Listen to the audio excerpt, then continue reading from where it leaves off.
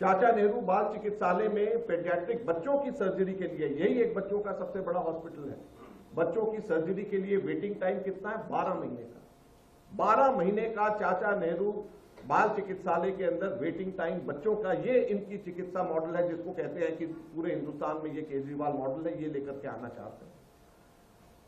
इस चिकित्सालय के अंदर, बाल चिकित्सालय के अंदर ऑपरेशन थिएटर में 10 इक्विपमेंट्स, ऐसे इंपॉर्टेंट इक्विपमेंट्स हैं जिसकी लिस्ट इसमें दी गई है, जो कि काम ही नहीं कर रहे। यहां पर ये स्थिति है। ये जो चारों हॉस्पिटल्स हैं, इसके diagnostic, X ray, CT scan, ultrasound की कहानी सुनिए तो आप ही हैरान हो जाएंगे। चाचा नेहरू बाल चिकित्सालय में एक्सरे की कैपेसिटी है 330 एक्सरेज पर डे की।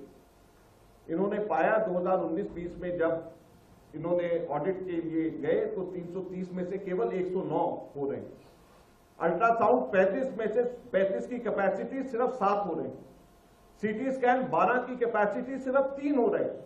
Rajiv Gandhi super speciality hospital में 70 की कैपेसिटी केवल 35 हो रहे हैं। 50 की कैपेसिटी अल्ट्रासाउंड की केवल 23 हो रहे हैं।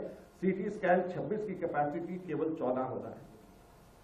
जनकपुरी सुपर स्पेशलिटी के अंदर एक्सरे में 57 की कैपेसिटी सिर्फ 7 हो रहे हैं और अल्ट्रासाउंड की 30 की कैपेसिटी सिर्फ 1 अल्ट्रासाउंड प्रतिदिन हो रहा है।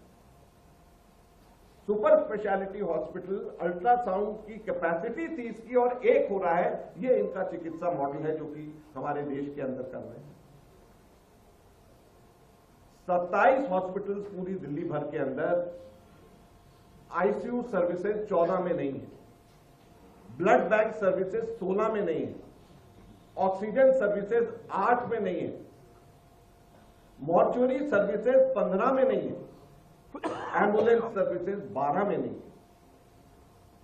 इन्होंने एम्बुलेंस को चेक कराया तो ये पाया कि कैट एम्बुलेंस, 1 महीने का डेटा निकाला तो फरवरी 2020 में 49 ऐसे इंस्टेंसेस थे जहां पर दिल्ली सरकार ने एम्बुलेंस देने से मना कर दिया क्योंकि एम्बुलेंस नहीं था।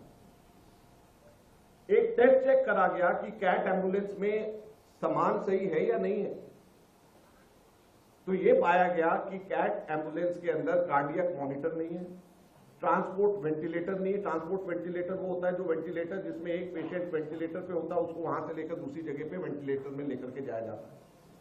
सिरिंज पंप नहीं है, ग्लूकोमीटर नहीं है, एम्बू बैग नहीं है, व्हील चेयर नहीं है, हेड इमोबिलाइजर नहीं है कि हेड सर घूमना चाहे एक्सीडेंट पेशेंट के अंदर, ऑक्सीजन एक्सेसरीज नहीं है, पोर्टेबल ऑक्सीजन नहीं है, डिलीवरी किट्स नहीं है, बीपी एपरेटस नहीं, ब्लड प्रेशर नापने की नहीं है, स्टेथोस्कोप नहीं है, डॉक्टर का जो स्टेथोस्कोप होता है, फोर्थ है पल्स ऑक्सीमीटर नहीं है जो कि कोविड के टाइम पे हम लोग लेते थे।